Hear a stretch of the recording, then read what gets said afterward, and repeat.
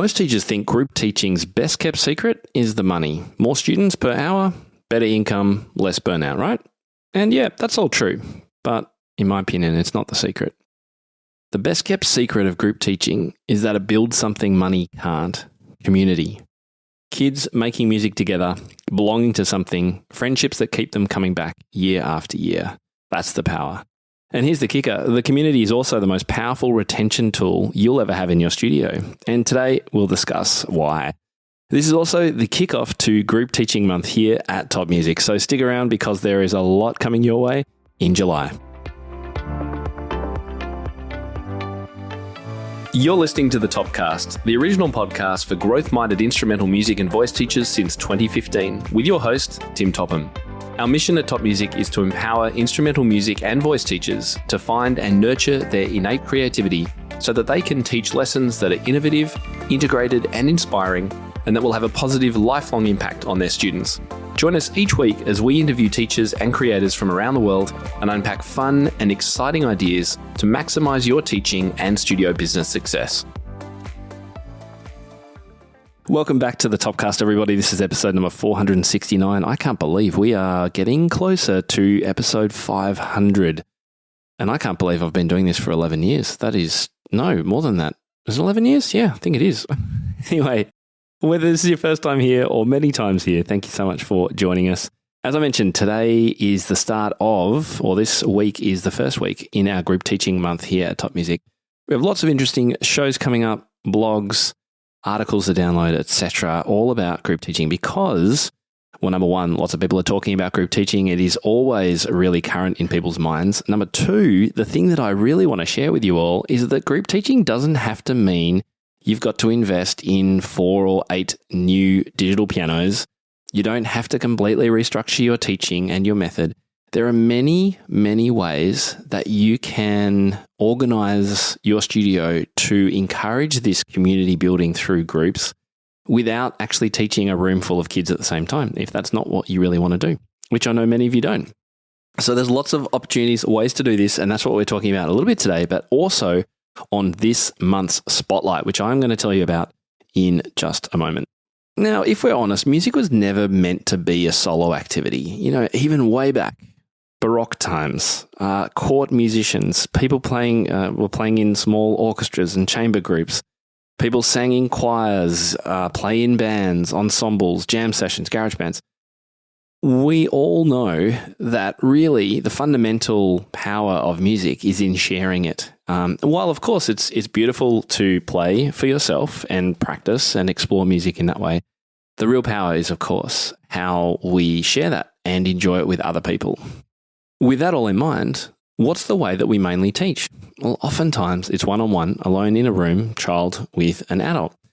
So group teaching and elements around group teaching bring back this social, communal heart of music. And what students actually gain from this are friends, peers to measure against, models to learn from, healthy motivation because you don't want to let your team down, and the sheer buzz of playing together.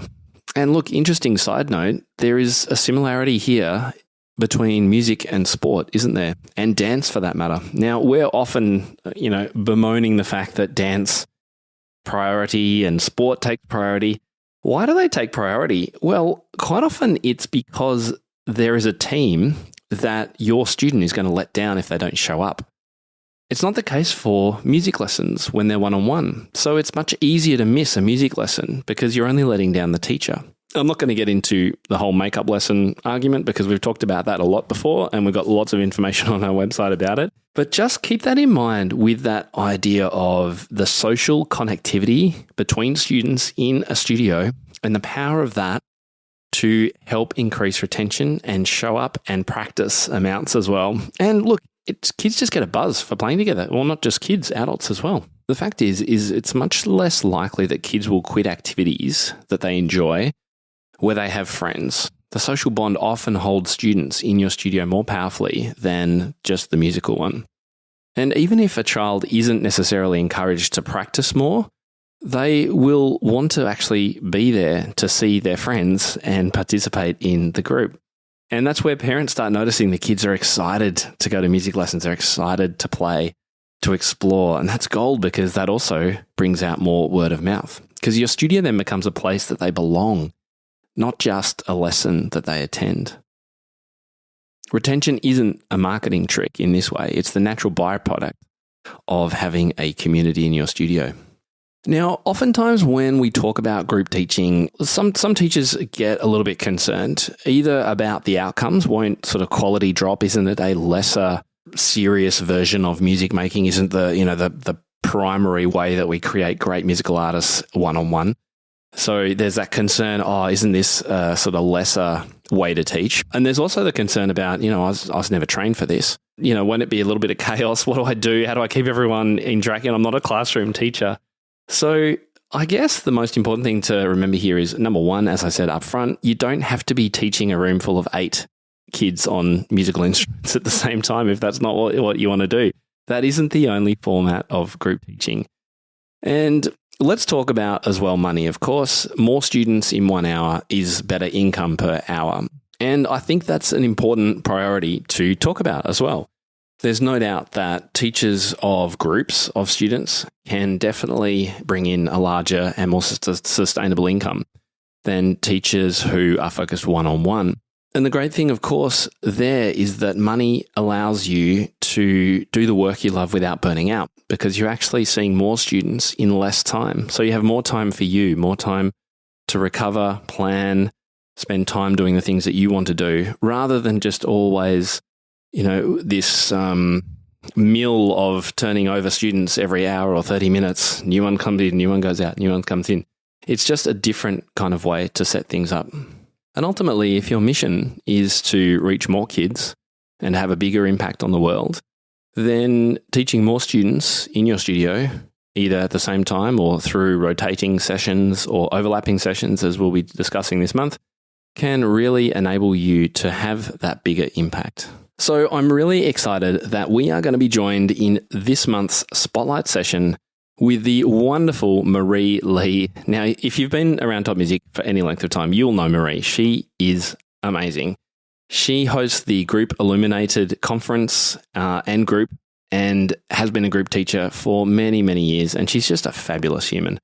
Marie is going to be joined by our host, Rachel Ehring, who is going to be hosting this one in a USA time zone this time. So the next Spotlight, which is all about group teaching approaches. So this is where we're going to be actually unpacking what are all the different ways that teachers out there are doing groups and formatting groups, and why does it work? How does it not work? What do I need? What do I don't need? How can I make this work in my studio? That is what we're going to be unpacking during this Spotlight. And it's on Tuesday, the 14th of July at 9 a.m. Pacific Standard Time. So that's 12 p.m. Eastern Time and 5 p.m. in London. Unfortunately, that's 2 a.m. for me here in Melbourne, which is why the amazing Rachel Ehring will be hosting with Marie. Now, our Spotlight sessions are a members-only event. However, we do welcome non-members in for just $1. And with that, you get to explore the community for the month as well. So this is a really interactive session. You'll be able to have your questions answered. You'll be able to ask anything. And if you can't make it live, I do recommend you do try and make it live. But if you can't, maybe you're in Australia and don't want to get up at 2 a.m., then you can send us your questions beforehand and we'll forward them on to Rachel and Marie and do our best to get those ones answered for you. So the replay is available inside the membership, and the link to register is topmusic.co/spotlight. So if you're a little bit unsure about group teaching, but you would love to build that community and you would love those kind of aspects in your studio and you want to know how you can do it, maybe dipping your toe in the water a little bit, or perhaps group teaching has felt a little bit out of reach for you, this is the session that is going to make it feel really doable for you. So topmusic.co/spotlight. Make sure you reserve your spot as soon as you can. So that's it. Nice short episode for today, just to kick things off for our group teaching month. Next week, we're going to be hearing about lab time and how you can incorporate more technology in your lessons while also adding some of that social interaction. This is a great first step if you'd like to look at having more than one student at a time. Really powerful, increases your income as well, and gets that social and community aspect start to build for your students. As part of that episode, I'm going to be sharing a module from our Make More, Teach Less course with pairs, buddies, and labs. Now, this course was created by the amazing Nicola Canton, so you know you'll be in for a treat. I'm going to be sharing one of the modules all about lab time next week on the show. And then after that, the week after, we are going to be hearing how one teacher shifted from, wait for it, 4 students in 90 minutes to 6 students in 75-minute blocks and doubled her hourly income in the process and teaches less hours. Now, how is that even possible? You're going to be finding out. This is one amazing example of how one of our members has shifted over time, because I actually had this teacher on the podcast many years ago when she was doing the 4 students in 90-minute rotations, and she's shifted that now to this 6 students in 75 minutes. Incredibly powerful, doubled her income. And we'll be sharing that story and also a download case study that you'll be able to access in a couple of weeks' time. So if group teaching has lived on your someday list, then I'd love for you to make July the month that you actually start to prepare this, particularly if you're in the Northern Hemisphere and you are looking towards the next school year, perhaps starting in August or September. Maybe this is a chance that you can start looking into this as an option and maybe test it out in the latter half of this year. One example of group and community building, which I absolutely love, and it's just one of the many that we're going to be discussing at the next Spotlight, is an idea of just monthly group sessions for students, which could be themed, they could be on a topic, they could be on the same topic, it could be a masterclass. It really depends on what interests you and what the vision is for your studio and your students and where you want to take things. But that's a great way that you can continue to teach one-on-one, but then also have these opportunities for group teaching together. And I saw a great video in one of our Facebook groups the other day of a teacher who was sharing 2 brothers who were doing this duet and at one of these monthly group performance workshops. And it was fantastic. It was so good to see. And the crowd was enjoying it. So I encourage you to have an open mind, a growth mindset around this, and start thinking about whether this is something that you would like to add to your studio. Seat at the Spotlight as well, topmusic.co/spotlight. I can't wait to see how that all goes. As I said, it's going to be 2 a.m. in the morning for me, so I will be watching the replay. And I really encourage you to join us for that session so you can get some of those questions answered. All right, until next week, that's the end of the show. Speak to you soon.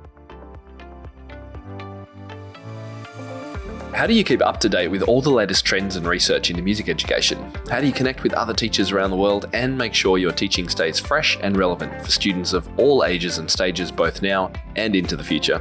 I created our Top Music Pro membership to be the one-stop shop for music teaching resources, training, support, and community, and I'd love for you to come and join us inside. With over 40 comprehensive training courses, hundreds of teaching demonstrations and lesson plans, free monthly sheet music, discounts, and all the business and pedagogy support you could ever need, Top Music Pro is the community you've been looking for. If you're ready to level up your learning from the podcast and join thousands of other teachers in our global network, head over to topmusicpro.com today. If you enjoy this show and want to hear more of our work, be sure to subscribe to this podcast wherever you're listening today. For links and resources mentioned in this episode, visit us at topmusic.co/podcast or check out the show notes. I'm Tim Topham. Thank you so much for listening. Enjoy your week ahead, and I'll catch you next time.